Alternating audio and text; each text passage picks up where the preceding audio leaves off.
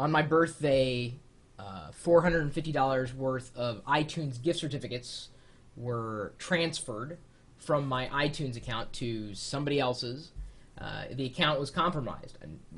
I'm assuming because people knew when my birthday was, and the security question was specifically related to my birthday, and that way, I guess security measures were routed around, and I ended up losing $450. Immediately, I logged into PayPal, which had not been compromised, at least to my knowledge, and it basically said, no, dude, I did not transfer these 3 separate gift certificates that totaled $450. I mean, this is what happened. You know, I'm on the line with Apple trying to get back into my account because at that point my password had changed and my account was on lockdown. Apple responded pretty quickly. It was a bit tricky to kind of navigate through, and because I had to go through a couple different levels. One was specifically talking to the Mobile Me people, and I liked talking to them because they had an online chat. Of course, finding that was a trick and a half. Apple could have done a better job at surfacing where I could go to get live online support. I did appreciate the live online support, though. Then, when I realized I was locked out of the account, I couldn't, maneuver through iTunes at all because it was saying your account's been locked. I had to get back on with them. Unfortunately, they didn't have online chat for the iTunes support. I had to send an email to them and just kind of wait. And in talking to friends, they said that sometimes they wouldn't get back to you for 2 weeks. I'm like, 2 weeks? Oh, come on. Like, at least do online live support, just like, the Mobile Me people, or that department does. And regardless, I got through. I don't know, I kind of threw it out there to the general populace, whether on Twitter or friend feed or Facebook or whatever. I said, look, I'm locked out of the account. Does anybody know anybody at Apple? I'd really like to get through.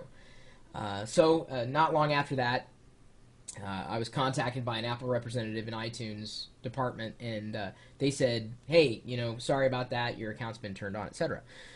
The missing $450 was still, however, in limbo, and I was still waiting for PayPal to kind of get back to me. Oh, wow. If you can tell, my iMac over here, the new iMac is glowing. Here, let me bring it into screen a little so it's not, you don't think there's like some beam of light coming in through the window. That's not the sunshine. That's screen shine. That's how I get my tan and stay. What would you say? What kind of color white am I? What is this, geek white? Is that a color, really? I mean, I know they have it like ecru, mother of pearl. This is like geek white, screen tan. Anybody? Any old way. So I was waiting for PayPal to get back to me and didn't really hear anything. So then late last night, I get an email from PayPal saying that I was denied the claim of getting the $450 back. So basically, Apple wasn't going to refund my money. And hang on, I'm gonna get here. Give me a second. I want to restart. It was asking me to restart the computer, so I'm not glowing the whole time. Actually, it's kind of cool. It's very kind of geeky. We'll have this. Do you like the glowing light in the videos, guys? Anyway, back to the story. So I was really upset. PayPal wasn't going to refund the money. Apple was like not saying anything about it. They're like, well, you transferred the gift certificate. It's not our fault. So I was like in limbo. I didn't know who to blame, and so I was just like, like it came out of my PayPal account. So then, of course I passed this information out to the world, and I blogged what PayPal had said to me. And some people said, Chris, it's your fault. You associated the PayPal account with your Apple account or your iTunes account, and so it's your fault that this happened, or it's actually Apple's fault because they had lame security measures at the time that made this compromise a possibility. And I mean, my password is strong, it's secure. I mean, no one's going to guess it. I mean, like outright. It's not like 1, 2, 3, 4, 5. It's not something. It's actually 1, 2, 3, 4, 5, 6. Ah, crap! Now I got to change it again. Any old way. I was in limbo, and so I fired off, a note to people that I knew at one time at PayPal who are no longer at PayPal. I said, "Do you know anybody there?" And ultimately decided, I'm just going to blog this. Because I know a lot of people have run into the same issue, whether it's been with iTunes or PayPal or somewhere in between. And that is what I think was most upsetting about this whole experience, because my experience with Apple support has not been awesome. I mean, as I stated, they could do things a lot better. Believe me, I've got feedback for them. I've got feedback for just about any company when it comes to support. But I expected more from them. I felt like I was in limbo. I didn't know which company to turn to. All I know is that I was out $450 on my birthday. And I had no recourse. I couldn't do anything, right? So PayPal's response was, well, just close your... It's the computer rebooting. Duh. PayPal's response was, well, just close your iTunes account and, you know, just that's all we can do. And I'm like, well, that's not practical. Caught in limbo. So I blogged it, and, you know, people, you know, made their, or plopped down their 2 cents and said, you know, here's my opinion, blame Apple, or yeah, blame PayPal. But ultimately, I'm like, dude, I just want my money back, right? So, I mean, that's what it's all about. I don't care who gives me the money back. I just want it back. So I can't tell you how it happened, but I'm very glad that I know enough people out there that they know me, and I've now recovered about $350 worth from what was lost, and hopefully the last 100 will eventually come in. I can't name any names, unfortunately. I mean, I got to keep it confident, just because, you know, I don't know if their job is on the line, but I certainly really appreciate the help. The bottom line for that is if you've ever been in that situation, it doesn't matter your stature. See, that's the cool thing about the internet. It doesn't matter who you are, where you are. If you tell people, they'll pick up on it. The more people you tell, the more better possibility that someone in the right position is going to pick up on your information. This is the reason why, you know, I post my stuff to MySpace, Facebook, Twitter, friend feed, my blog. I post it everywhere. In some cases, if I'm doing micro updates, it goes everywhere, because some people follow me on MySpace, some people follow me on Twitter, some people follow me here, and I'm not going to tell them to go one place or another to find the latest information. I want to go to where my friends are, instead of, you know, expecting them to do it in any other way.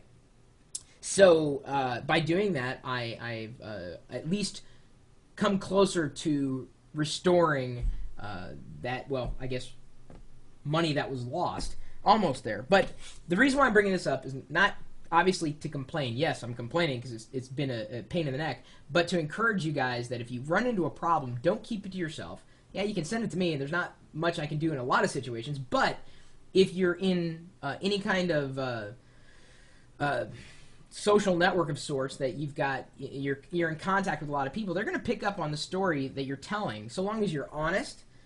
You're giving as unbiased a perspective as possible. I mean, yes, I was very emotional when I found out that PayPal wasn't going to return the money. I'm like, I'm just in limbo, right? But, you know, it's not always good to blog emotionally, but sometimes when I'm just, like, twittering something out or just posting something quick, it's very emotional and full of swear words. So, anyway, another reason why I wanted to bring this up is because I got an email here from Messiox in the chat room. And he said, sorry to hear about the loss of your money. Maybe I should start by writing tips for the rest of, for everybody on how not to get, you know, really taken potentially by PayPal or these, you know, these situations. Give me a second. Now I'm gonna try to log in so that the screen glow is not so intense. There we go. That's a little better. Number one, the first thing, it all starts with a clean computer system. That's true. If you have any software installed that may be a keylogger or a Trojan, then you're compromising yourself at the point that really nobody else could get to without installing some kind of software. So be sure that you're watching what's on your system, no matter what operating system you're running, because certainly keylogger software and that kind of software, nefarious software, is not just limited to those who are running Windows. Number two, make sure it is the verified PayPal site and not a Fisher site. You know, you don't want to get caught in a phishing scam. The easiest way to do that is not to click any link in any email that may try to send you to PayPal.com. Go directly to PayPal.com. Do not pass go. Another thing you may want to do is use OpenDNS. We've talked about it before several times. I'm not going to go into it right now, but the reason why is because OpenDNS, not software you install, it's a service you can go through that can help you not go to any phishing website that's been detected on the network before. So it's another layer of security to keep you from hitting any phishing scam. Number three, don't keep a large amount of money in your PayPal account, because people can easily send your money to other accounts in a blink of an eye, and your money's gone. Instead of this, keep your money inside a bank account. Then refer to the next step. Check your PayPal history on a daily basis. This way you can stop money from being transferred. That's true. I probably wouldn't have been notified had it not been for the transactions that were made, and then I was sent emails about them like 3 in a row. And I'm like, whoa, dude. I'm like, I didn't transfer this money out. This is kind of freaky, you know?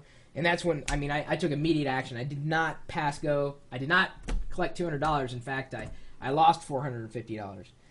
Number 5, common sense, but use a strong password. Lowercase, uppercase symbols, and numbers. Make it harder for the hacker or, you know, his perpetrator to guess to begin with. And he actually linked off to a recent video we did asking if your passwords were strong enough. Number 6 he's got here, when you're buying with PayPal, be sure to check that the site is secure. Do this by checking the address bar or potentially a little icon. Look for that padlock. You know, always just, it's not just an HTTPS. I mean, make sure you're at the right site, at the right domain before you make any kind of transactions. Number 7, shop with well-known companies which have a good name. That's probably more than anything, that's the most important thing. You know, a lot of people worry about online security, but I could walk into a restaurant, hand my credit card over to anybody, they take it, they can do anything they want with it. It's a matter of trust. And in many ways, that's far less secure than transactions may very well be online. So it's important to deal with, you know, reputable retailers. And Apple, iTunes, PayPal. So I'm still out now, $100. I have to thank more than PayPal at this point, even though they've got a couple of calls into me that I haven't had a chance to return yet. I have to thank Apple, really, for helping recover my funds to this point. One heck of a birthday present, let me tell you. So if anybody else has been caught in this kind of mess, my suggestion again is share your story. You never know who you're going to find that way. You never know who you're just going to discover has the similar story. And when you can pick up on patterns, it means there's a bigger problem, and it's not just you. In some cases, it may be you, but more often than not, the problem is beyond your little place in this online universe. My email address is chris@pirillo.com, and you're also welcome to stop by this website here, the chat room.